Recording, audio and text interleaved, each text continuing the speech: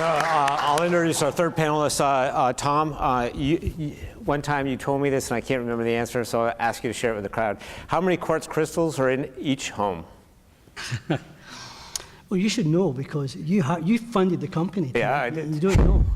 So I wonder how his partners feel about this. Huh? Well, maybe how many are in the world? Well, in the world, there's 10 billion, and in each home, we reckon there's somewhere between 50 and 100. And if you imagine you multiply that by 50, 60 cents, it starts to get significant. But let me push that to the side for a little bit because we're effectively replacing quartz crystals. But it's kind of interesting for me sitting here between my two friends here. Now, each one of their products, as consumers, you guys will see those products and you'll decide whether they should be successful or not. You think there's a value or there's not a value. If things go right, you'll never know my product's there. It'd be completely behind the scenes. And part of the attraction for me coming into an industry like this, my background, I've been in the chip industry, the semiconductor industry, gosh, maybe 20 years. And I've always developed new technology for the next market. Going back into the 80s, we're doing ISDN. Then through the 90s, we were doing DECT cordless telephones. You may remember DECT and CT2. Then we did GSM and CDMA. And we're always kind of betting on the come, looking at what's the future technology going to be looking like in 4 years' time. The 2010 scenario, it's always 3 or 4 years out when you do these business plans. And there's always a hockey stick. And looking over those years, I think, personally I did a pretty good job at predicting when the technologies that were going to come through. I can look out, again, in wireless technology, I can look at WiMAX, I can look at UWB, I can look at EVDO, and you got a good handle on what the technology is going to do. However, where I personally have not been good, and I challenge people in the industry to do any better, is predicting when it's going to happen. So I'll give you an example. How many people use wireless LANs today? Yeah, everybody. So I started at VLSI in 1992, and at that time, the Aero 2.11 committee, who are driving wireless LAN, they were finalising the standard. There's a big argument between IBM and I think it might have been a gear. And I thought, time is right. So I started investing in wireless LAN technology in 1992. What a mistake. Now, the technology came, it's been wonderful. I'm a passionate believer, I use it all the time. But you find that a lot. Entrepreneurs do that a lot, whether you're in a big company or a small company. In a big company, it's okay because you're not betting the company on that product. In a startup, you're betting the company on the product. If you mistime a market by 2 years, and Tim will tell you, you're burning $500,000 a month, $6 million a year, that's $12 million you need that you didn't think you were going to need. And guys like Tim, they'll say, no problem, Tom, here's some more money. Is that how it works, Tim? Yes. Good things. Feels that way, Tom. So the big challenge, and when the realization came to me, this took me a long time to work out. It took me a long time.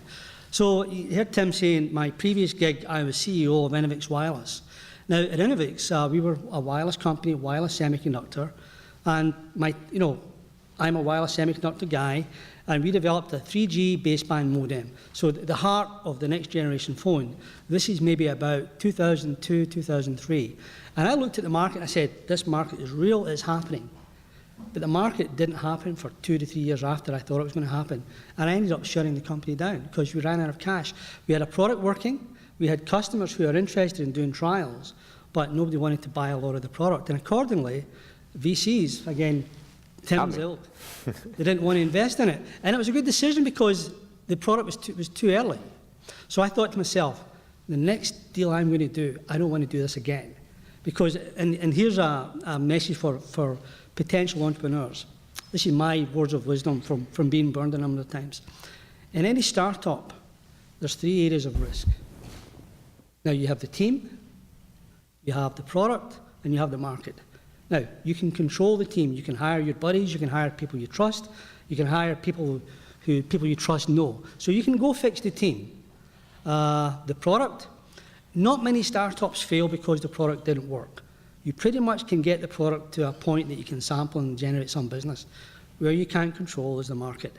So if your market's not happening for 2 years or 18 months or it's not happening, it's very hard for a company with maybe $10 million in the bank to go generate that business. So look hard at the market before you go do something. So So now to take you to the story for Desera. Desera, their product, we're not looking out into the future, and we're not making any bets in what's going to happen to the market. Basically, very simple, we have a better widget than the widget that's out there today. And as Tim mentioned, and every year, there's 10 million widgets. 10 billion. 10 billion, a small mistake there. And the value of those 10 billion widgets is $3.5 billion. So think about this. So there's a lot of people out there shipping a lot of business. There's actually three main guys. The main guys who are shipping into this business are Kyocera, NDK, and Epson, the elephants, as you would say. So those are the guys. That's the guys that I'm thinking I've got to go take their business. So let's talk about what the widget is. The widget is called a MEMS resonator. So what is that? Micro-engineered machine structure resonator. Basically what it is, it's a tiny piece of silicon. You put a voltage to it that it moves. Duh, who cares? Now, maybe it's easier to think of, we're going to replace quartz crystals. Most people have heard of quartz crystals. Yeah? Quartz crystals? Yeah. So you think about, okay, where's quartz crystals? So I look around the room. That camera that guy's taking a picture of me of, there's probably about 6 in that camera. The camera that you have, I know that there's 3 in that one. I don't know about yours. But everything electronic in the world needs something that wiggles inside. Because everything is generated in a timing. So you press a button and the shutter goes a second later, 2 seconds later, or whatever you do, you're on the phone and you're using a 900 megahertz frequency, or you're using a 1.8 or a 2.4. There's something in there wiggling at that frequency. Now that's a quartz crystal. Now, so they're everywhere. Now, the challenge is for the guys who make quartz crystal, this technology is probably 80 years old. And if you look at, there's a quartz crystal just going off, right? In fact, there's probably 2 in that one as well. So, the technology's been around for 60, 70 years. And if you look at what's happened in the price point, and I've covered this back to front, but you go 60 years, the price point is quite high. And, over time, the manufacturers get smart at how they bring the price down, make it cheaper, make it smaller, and it's came down a curve. But what's happened about 10 years ago, it flattened out.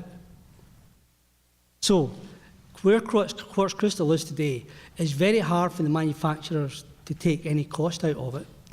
If they try and make it smaller, it gets more expensive, which is a hard thing because everybody wants smaller cameras, smaller DVD players, more portable DVD players. And the performance has got to where it's going to get to.